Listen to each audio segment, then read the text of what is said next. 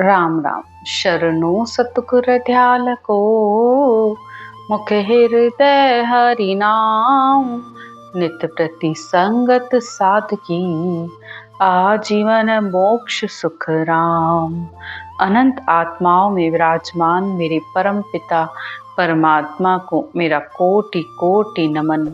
हमारा सतगुरु सुखराम जी महाराज के ग्रंथ में ब्रह्मचारी का संवाद चल रहा है। सतगुरुदेव ब्रह्मचारी को मोक्ष प्राप्ति के लिए अनेक तरीके की बात समझा रहे हैं कि हे ब्रह्मचारी, संसार में भक्ति करने के अनेक तरीके हैं, अनेक साधन हैं, लेकिन वो सब साधन माया प्राप्ति के हैं। संसार में माया प्राप्ति के साधन अगर अलग अलग हो सकते हैं तो परमात्मा प्राप्ति का, मोक्ष प्राप्ति का रास्ता अलग क्यों नहीं हो सकता? इस बात को समझने की कोशिश करो। एक उदाहरण आप संसार के उदाहरण से समझ लो। जैसे धन कमाने के अलग अलग तरीके हैं। कोई नौकरी करता है, कोई बिजनेस करता है, कोई तेल का बिजनेस कर रहा है, तो कोई जूते का बिजनेस कर रहा है, किसी की दुकान है तो किसी की फैक्ट्री है। लेकिन सबका लक्ष्य क्या है? पैसा कमाना और सुख भोगना। इसी तरह हर आत्मा चाहती परमात्मा को प्राप्त करना है, लेकिन साधन सुख प्राप्ति के कर रही होती है। यानी बस संसार में मुझे किस तरीके से सुख मिले, सारे कर्म और करनियां वो वही कर रही होती है और वो उसे भक्ति समझ रहे होते हैं। तो ये भक्ति नहीं है। माया के साधन की भक्ति और परमात्मा प्राप्ति की भक्ति, ये दो अलग अलग बातें हैं। बस इस बात को हे ब्रह्मचारी समझो। सतगुरुदेव इसी बात को बार बार हर बार ब्रह्मचारी को समझा रहे हैं। और आप लोग भी इस बात को समझने की कोशिश कीजिए कि सिर्फ मंदिर जाना, पूजा पाठ करना, यज्ञ करना, हवन करना, तीर्थ करना, ये सब शुभ है, बहुत अच्छा है। ये भी कोई कर रहा है तो वो भी धन्यवाद का पात्र है कि वो कोई तपस्या कर रहा है, कोई गुफाओं में बैठा है। बार बार नमस्कार है ऐसी आत्माओं को जो अपने शरीर को कष्ट देकर परमात्मा प्राप्ति के लिए इतना कर रहे हैं। क्योंकि संसार में भक्ति सब ही भली, कोई खराब नहीं है। लेकिन बस सतगुरुदेव इतना समझा रहे हैं कि ये सब आज तुम ये तपस्या कर रहे हो तो ज्यादा से ज्यादा स्वर्ग, वैकुंठ और इंद्र की पदवियों को प्राप्त कर लोगे और आगे तुम सुखी हो जाओगे। इस बात में भी कोई संशय नहीं है। लेकिन बस ये मोक्ष प्राप्ति के रास्ते नहीं है। तो आप भी इस बात को अच्छे से समझ लिए। अगर आपने किसी पाठ को लेकर कि मुझे रोज ये पाठ करना है या मुझे ये रोज काम करना है, मुझे चालीसा करना है, तो ये सिर्फ सुख प्राप्ति है। आप अपने शरीर को सुख देने के लिए कर रहे हो और भगत कहला रहे हो। जबकि भगत वो जो भगवान से मिलाए, भक्ति वो जिसमें भगवान को जानने की गति आपको मिल जाए कि उस परमात्मा में कैसे मिला जाए, ये असल ज्ञान है। आगे सतगुरुदेव कहते हैं, गिगन चढ़न को पवन है न्यारा, यूं मोक्ष मिलन को एक विचारा। तो ऊपर चढ़ने के यानी श्वास से अलग के रास्ता अलग है और मोक्ष प्राप्ति का साधन अलग है। चहुं दिश उड़या गैण नहीं जावे, यूं बहुत पंथ में मोख न पावे। तो जिस तरह पक्षी आकाश में जो उड़ता है उसके उड़ने का तरीका अलग है, लेकिन अगर वो चारों दिशाओं में गोल गोल घूम रहा है तो वो उसके उड़ने का तरीका नहीं है, वो ऊपर नहीं जा पाएगा। इसी तरह संसार में मोक्ष प्राप्ति का साधन अलग है और अनेक तरीके से साधन करने से, क्रिया करने से मोक्ष की प्राप्ति नहीं होती है। आगे सतगुरुदेव कहते हैं, बहुत पंथ एक ही होई, मोक्ष पंथ यामे नहीं कोई। अब अनेकों पंथ में एक को पकड़ लिया, यानी अब मैं कुछ नहीं करूंगा, सिर्फ एक ही पंथ से जुड़ा रहूंगा। बहुत पंथ तज एक संभावे, सो भी मोक्ष कभऊ नहीं पावे। और सबको छोड़ के एक को पकड़ लिया, लेकिन फिर भी मोक्ष की प्राप्ति नहीं होती है। यानी अपनी बुद्धि से ही एक करनी को पकड़ लिया कि ये सही है, अब मैं इस करनी के द्वारा चला जाऊंगा। तो सतगुरुदेव कहते हैं कि एक को बुरा दूसरे को अच्छा मान लिया, बुद्धि के अनुसारी शास्त्रों के ज्ञान को भी नहीं सुना, उसको न ही समझा, तो भली बुरी जब तक व्यासे तब लग त्रिकुटी तत्व विचार। तो यहाँ तक भी अभी तक तुम्हें मोक्ष का साधन, मोक्ष का मार्ग नहीं मिला है, क्योंकि तुम्हें राग द्वेष अच्छा बुरा अभी तक सब कुछ नजर आ रहा है। तो तुम अभी उस देश में नहीं पहुंचे हो। या तो बहुत माया सूझ आई, मोख पंथ न्यारो सुन भाई। तो संसार में जितने भी करनियों और कर्म के रास्ते हैं वो सब माया प्राप्ति के हैं, मोक्ष प्राप्ति के साधन अलग है। जैसे आकाश में उड़ने वाले पक्षी का तरीका अलग होता है। तिरछी उड़ान शकल अवलाई, आड़ी उड़न झूठ सब भाई। बहुत पंथ जे पग का होई, जहां पपील वेद कहे सोई।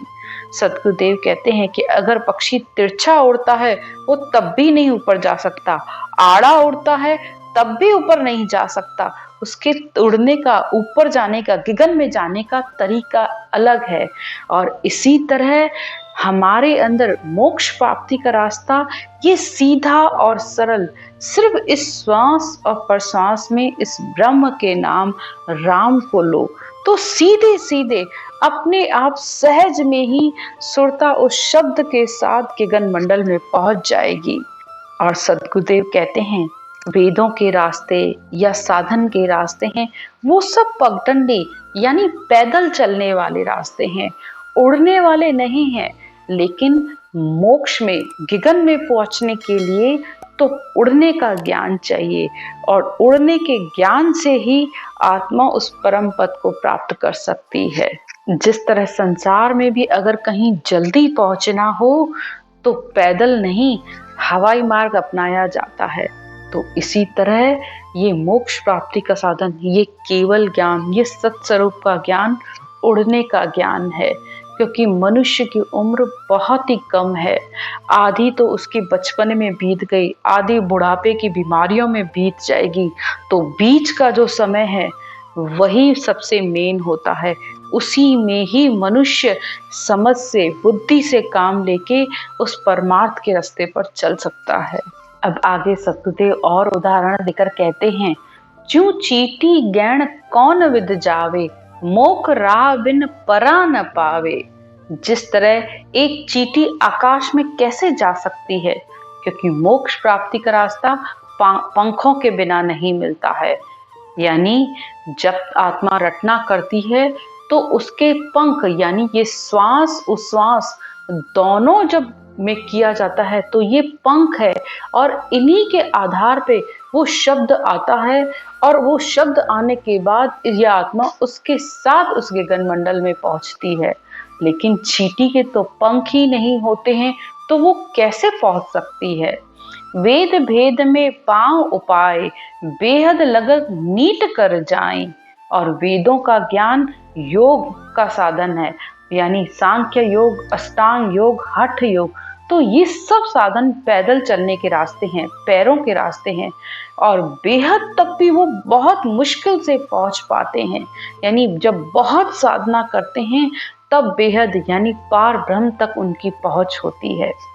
आगे सतगुरुदेव कहते हैं, जो चींटी वृक्ष नीट चढ़ जावे, अगम गैण को कहो किम पावे। यूं बहुत पंथ झूठ है भाई, बिना पांख को गैण न जाए। सतगुरुदेव कहते हैं कि जिस तरह चींटी वृक्ष पर ही बहुत मुश्किल से चढ़ पाती है, तो वो अगम देश आकाश में कैसे जा सकती है। तो ऐसे ही बहुत सारे साधन करने से मोक्ष की प्राप्ति नहीं होती है। जिस तरह बिना पंखों के पक्षी आकाश में नहीं जा सकता, उसी तरह ये मनुष्य, ये आत्मा, जब तक इसके अंदर वो सत्शब्द नहीं आएगा तब तक वो अमरलोक नहीं जा सकता। पांव उपांव काऊ नहीं पावे, बिना लबेद पांख नहीं आवे। सतगुरुदेव कहते हैं कि संसार में जितने भी भक्ति मार्ग के साधन हैं, वेदों के, ज्ञान के, अष्टांग योग के, उनसे ऊपर नहीं चढ़ा जा सकता। बिना लबेद पांख नहीं आवे। लबेद यानी इस राम के नाम को जब लबेद यानी पंख, श्वास उश्वास में जब इसकी रटना करेंगे तब इसके ये पंख आएंगे, तब वो ऊपर जा सकता है। सो जा वेद भेद को यूं पाया, भेद माए सु लभेद आया। तो वेदों की साधना करने से परमात्मा के नाम का सुमरन करने का ज्ञान मिला। यही वेद में से लभेद, यानी वेदों में भी ये ज्ञान है, केवल ज्ञान, लेकिन बहुत ही सूक्ष्म रूप में बताया गया है, जिसे हर कोई नहीं जान सकता है। क्योंकि ब्रह्मा जी ने भी वेदों में कहा है, मेरी सेवा वक्त विचारो, पर ब्रह्म बंदगी निश दिन धारो। यानी हमारी पूजा सेवा समय समय पर करते रहो, जो भी सुबह शाम संध्या का समय है, लेकिन परब्रह्म बंदगी निश दिन धारो, यानी उस परब्रह्म परमात्मा का हर समय ध्यान करो, हर समय उसका नाम लो। सतगुरुदेव कहते हैं, पण छुच्छम वेद यामे नहीं कोई, ना लभेद वेद पत होई। गुरुदेव कहते हैं, लेकिन सूक्ष्म वेद का ज्ञान यानी सत शब्द, इस शब्द धुन का ज्ञान, इस नी अक्षर का ज्ञान वेदों में नहीं है, और वेदों के आधार से सुमरन करने से ये प्रकट भी नहीं होता है। चाहे कितने ही पच पच कर चले जाओ, लेकिन तब भी ये सत शब्द नहीं आता है। कहे सुखराम सुनो ब्रह्मचारी, कौन वेद लग मत तुम्हारी। अब सतगुरुदेव ब्रह्मचारी से पूछते हैं कि हे ब्रह्मचारी, अब तुम बताओ कि कौन से वेद तक का तुमको ज्ञान है, कहाँ तक तुम्हारी पहुंच है, क्या तुम्हें उसकी प्राप्ति हुई है। इसकी चर्चा आगे हम विट्ठल राव के संवाद में करेंगे, क्योंकि राजा विट्ठल राव और ब्रह्मचारी और बाला पंडित, इन तीनों के संवाद में तीनों की ज्ञान चर्चा सतगुरु सुखराम जी महाराज से चलेगी, जिसमें वो और अधिक इस ज्ञान को खोल कर बताएंगे। आज की चर्चा यहीं तक। इति श्री ब्रह्मचारी का संवाद संपूर्ण। राम राम।